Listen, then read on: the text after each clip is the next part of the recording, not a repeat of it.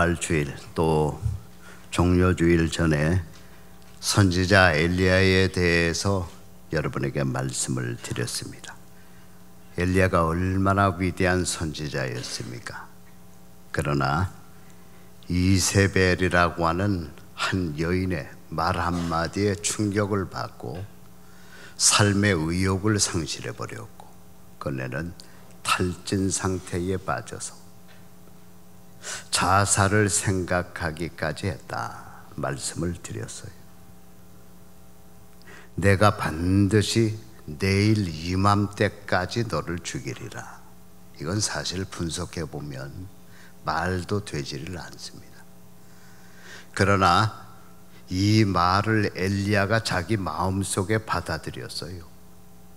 그러면서 그 말이 마음속에서 두려움으로 바뀌었고요. 이 두려움이라는 것은요, 우리 마음속으로 들어오면은 세포 증식을 해요. 막 늘어나요. 걷잡을 수 없이 늘어나요. 예.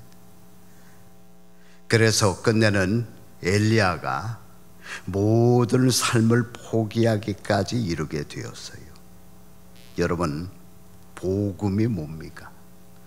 복음에는 두 가지 내용이 있어요. 첫 번째는 누가 뭐라고 그래도 저 나라에서 우리가 영원한 천국 생활을 이룬다. 이것이 복음의 첫 번째 내용입니다.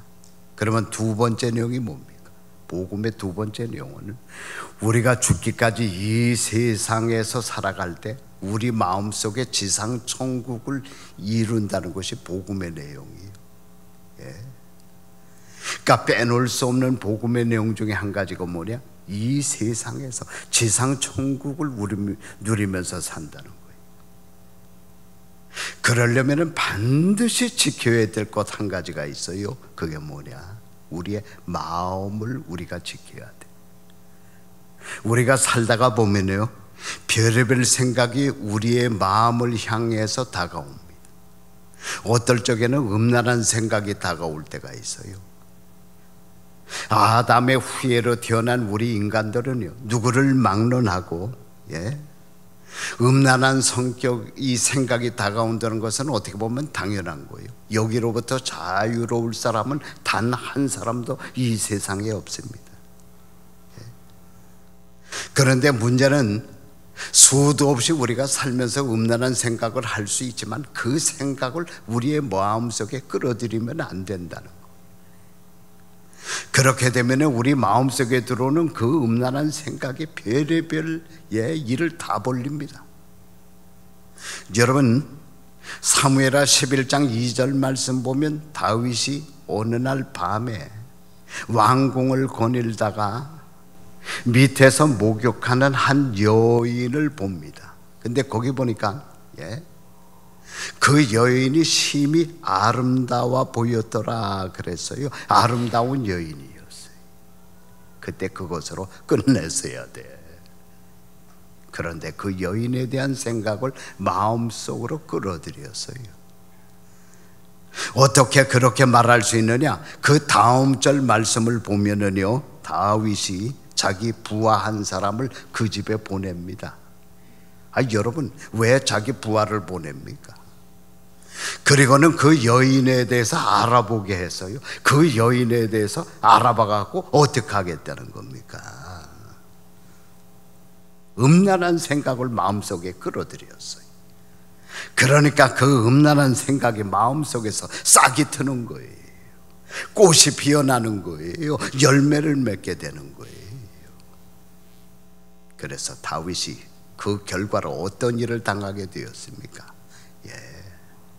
생지옥을 경험했던 것을 우리가 사무엘하 말씀을 통해서 다 공부를 했잖아요. 우리가 살아가다가 보면 분노가 우리의 마음을 향하여 다가올 때가 있어요. 이 문제 많은 세상, 사악한 세상을 살아가는데 어떻게 분노가 일어나지 않을 수 있겠어요? 분노가 다가오는 것은 당연한 거예요. 그런데 그 분노를 우리의 마음속에 끌어들이면 안 돼. 하루 이상을 가지고 있으면 안 돼요. 우리의 마음속에 그 분노를 받아들이게 되면은, 그 분노가 우리의 가정 생활을 파괴하고요. 여러분, 가정 파괴의 가장 큰 원인이 부부 사이의 분노라는 것은 여러분 알고 계시지? 분노를 우리의 마음속에 받아들이게 되면은요, 그 분노는 가정을 파괴합니다. 우리의 직장 생활, 사업체를 파괴하고요, 영적 생활을 파괴하고요. 그래서 제가 이 분노에 대해서는 여러분에게 여러 번 말씀을 드렸어요. 그래서 사도 바울이 뭐라고 그랬느냐, 에베소 4장 26절 말씀을 보니까 분을 내어도 죄를 짓지 말고 해가 지도록 분을 품지 말고. 무슨 말입니까? 분노하는 것은 어떻게 보면 당연한 거라는 거예요. 사도 바울도 분노했다는 거예요. 그런데 그 분노를 절대로 마음속으로 받아들이면 안 된다는 거예요. 하루가 지나가도록 그 분노를 내 마음속에 가지고 있으면 안 된다는 거예요. 어떨 적에는 우리가 살아가다가 보면요, 두려움이 우리의 마음을 향하여 다가올 때가 있어요. 여러분, 이 문제 많고 사악하고 복잡한 이 세상을 살아나가는데 두려움이 다가오지 않을 수 있겠어요? 여러분, 수시로 두려움이 우리의 마음속에 다가오게 됩니다. 그런데 그 두려움을 우리의 마음속에 끌어들이게 되면은요, 우리 마음속에 들어온 그 두려움은 세포 증식을 한다니까요. 걷잡을 수 없이 늘어난다니까요. 그래갖고요, 내 자신이 내 자신을 컨트롤하지 못하게 돼요. 바로 선지자 엘리야가 바로 그 케이스였죠. 이세벨의 말에 의해 두려움이 마음속으로 들어왔어요. 그러니까 그 두려움이 마음속에서 세포 증식을 합니다. 걷잡을 수 없이 늘어납니다. 엘리야가 이세벨의 말을 듣고 광야의 땅, 사막의 땅, 브엘사바로 도망가는 데까지 걸렸던 시간이 얼마라고요? 하루밖에 안 됐다고 말씀을 드렸지. 하루 만에 그 마음속에 받아들인 두려움이 세포 증식을 하는 거예요. 걷잡을 수 없이 늘어나는 거예요. 그러니까 그 위대했던 대선지자 엘리야도 사막 땅으로 도망가 버리고 말았다니까요. 그 결과로 그는 많은 것을 잊어버렸어요. 첫 번째로 많은 하늘나라의 상을 잊어버렸어요. 이런 일이 있기 전에 담대할 때는요, 여러분 잘 알고 있듯이 갈멜산 위에서 850명의 이방 선지자와 싸웠습니다. 거기서 이겼어요. 그래서 그들을 죽였다니까. 여러분, 이게 얼마나 대단한 일입니까? 이 일이 있기 전에 담대할 때는 하나님께 의지하여 하나님 앞에 기도해 가지고 3년 반 동안 이스라엘 전역에 비를 내리지 않게 하였고, 그 후에 또 하나님 앞에 간절히 기도해서 3년 반 동안 내리지 않던 비를 내리게 했다니까요. 이게 얼마나 대단한 일입니까? 대단한 일입니다. 여러분, 이 일이 있기 전에 담대할 때는 하나님 앞에 기도해서 사르밧 과부의 아들을 살려주었던 선지자예요. 이뿐만이 아닙니다. 성경 말씀을 보면 수많은 일을 통해서 수많은 큰 하늘나라의 상을 쌓았던 엘리야요. 그런데 이 두려움 때문에 모든 것을 다 끝나버리고 말았어요. 그래서 열왕기상 19장 16절, 여러분이 잘 아는 말씀이죠. 거기 보면은 하나님이 즉각적으로 두려움에 떠는 엘리야를 대신해서 그 후임으로 엘리사를 임명을 합니다. 이 사건 이후로는 하나님이 엘리야에게 큰 일을 맡기지 않았어요. 엘리야의 모든 인생이 사실 이것으로 끝나버리고 말았다니까요.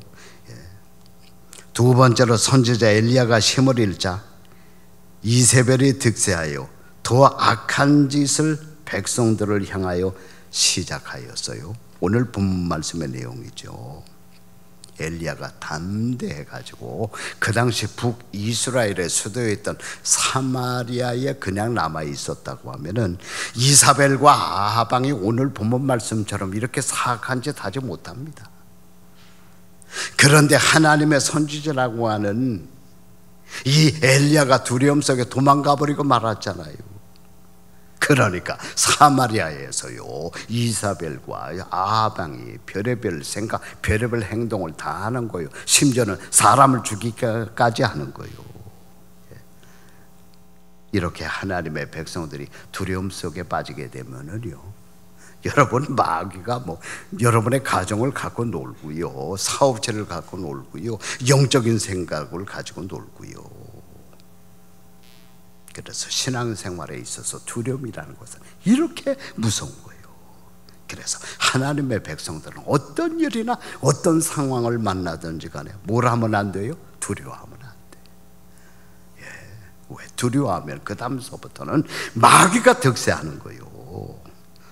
자, 그렇다면 이제는 마지막으로 어떻게 해야지 두려움 속에 빠지지 않을 수 있을까? 그것을 말씀을 드림으로써 오늘의 말씀을 마치려고 합니다. 여러분, 제가 지금부터 여러분에게 드리는 말씀은 제가 어느 책에서 본 말씀이 아니에요. 어떤 목사님으로부터 들은 말씀도 아니고요. 오늘 제가 이 시간에 드리는 말씀은 초대교회에서 36년 동안 목회하면서 수도 없이 다가왔던 두려움과 싸우면서 제가 스스로 체험하고 터득한 말씀이에요. 이거 잘 들으셔야 돼요, 여러분. 결론부터 말씀을 드릴게요. 두려움이 다가올 때는 빨리 감사로 이겨야 돼. 뭐로 이기라고요? 감사로 이겨야 돼.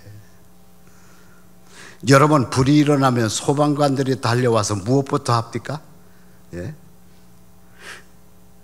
그 불을 향하여서 뭐를 뿌려요? 물을 뿌려요. 물을 뿌리면은요, 시간의 문제지 불이 꺼지게 돼요. 이와 마찬가지로 두려움이 다가올 때는 빨리 뭐를 해야 돼? 감사해야 돼. 이것은 제가 36년 동안 초대교회를 섬기면서 수많은 두려움이 다가올 때 사용한 제 신앙의 원리요. 이 감사, 땡스라고 하는 것은 띵크라고 하는 단어로부터 왔잖아. 오원이 띵크요. 감사라는 것은 반드시 생각할 때 감사가 생겨나는 줄 믿으시기를 바랍니다. 가만히 있으면 감사가 나오질 않아요. 생각해야 돼. 그러니까 두려움이 다가올 때는요, 생각해야 돼. 나보다 어려운 사람들 얼마나 많아요. 나보다 못 사는 사람이 얼마나 많고, 나보다 공고한 사람들이 얼마나 많습니까? 그런 사람들을 생각하고요. 또 과거를 생각하면 감사할 일이 얼마나 많습니까? 과거를 생각하면서 하나님의 은혜에 감사해야 되고요. 엘리야의 문제가 바로 여기 있었어요. 조금만, 한 시간만 생각해보면, 과거를 생각해보면 하나님 앞에 감사할 것 투성이잖아요. 그렇잖아요. 여러분, 그 갈멜산 꼭대기에서 850명의 이방 선지자와 대결을 했다. 이게 보통 일입니까, 여러분? 거기에서 지면 죽는 거요. 그런데 하나님의 은혜로 이겼잖아요. 그래서 850명을 쳐 죽였잖아요. 이것은 보통 일이 아닙니다. 하나님이 엘리야에게 베풀어 주신 큰 기적이에요. 또 엘리야가 하나님 앞에 기도하니까 이스라엘 전역에 3년 반 동안 비가 내리지 않았어요. 그러다가 엘리야가 다시 하나님 앞에 기도하니까 내리지 않던 비가 내렸잖아. 또 하나님 앞에 간절히 기도할 때 사르밧 과부의 아들을 살려주었잖아요. 과거의 이런 기억들을 생각하면 생각해 보세요. 감사할 것밖에 없지. 어떻게 그 이세벨의 말 같지 않은 말 한마디를 듣고 떨 수 있습니까? 두려워할 수 있습니까? 그러니까 과거에 하나님께서 나에게 베풀어 주신 은혜를 기억하며 감사하면 이상하게 두려움이 물러가는 거예요. 제가 36년 동안 이 초대교회에서 목회하면서 여러분들도 같이 저와 생활을 했습니다만 얼마나 어려운 일이 많았어요. 두려운 일이 많았습니까? 곤고한 일이 많았습니까? 그때마다 과거의 하나님의 은혜를 생각하는 거예요. 나보다 못한 사람을 생각하는 거예요. 나보다 더 힘든 목사님들을 생각하는 거예요. 예. 그러면 두려움이 물려가는 거예요. 예.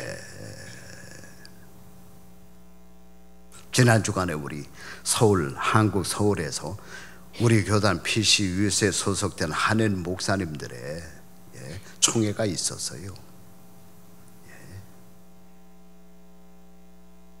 솔직히 저는 우리 교단 내용 가운데 몇 가지는 마음에 들어하지 않는 목사님이에요. 그러나 우리 교단을 생각할 때마다 제가 하나님 앞에 감사하는 한 가지가 있어요. 그게 뭐냐? 지금으로부터 정확하게 20년 전인 1997년이죠. 우드사이드 교회를 살 때 우리 김무희 장로님이 계약금 10%를 빌려주었어요. 김무희 장로님에게 10%를 빌렸어요. 그리고 어떤 그 외환은행이라고 하는 은행하고 딜을 하다가 보니까 지금은 외환은행에 있는지 모르겠습니다. 지금 있습니까? 아직까지? 뉴욕에 외환은행이 그때는 있었어요. 20년 전에. 그 외환은행에서 많이 서류를 검토하더니 우리 교회를 사는 일에 70만 불을 론으로 빌려주겠다 이게야. 이건 놀라운 일입니다. 근데 문제는 나머지 돈이 없는 거예요. 여러분 집을 살려면 여러분 자신의 돈이 있어야 됩니까? 없어야 됩니까? 몇십 프로라도 있어야 될 거 아니에요. 우리는 세상 말로 땡전 한 푼이 없는 거야. 잔금을 내야 될 날짜는 다가오는데 잔금을 마련하지 못하면 계약금은 그냥 날아가는 거예요. 그러니까 피기름이 마르는 거야, 여러분. 그래서 하는 수 없이 거의 불가능한 줄 알면서도 우리 교단 PCUSA의 문을 두들겼어요. 아니야, 다를까? 뉴욕, 그 당시에 우리가 뉴욕시 소속 그 노회에 있었는데요. 말을 해보니까 말이 되질 않아. 왜? 우리가 갖고 있는 돈이 없으니까. 당연한 거죠. 누구를 원망하겠습니까? 그래서 하는 수 없이 켄터키 루이브리에 있는 총회 사무실에 문을 두들겼어요.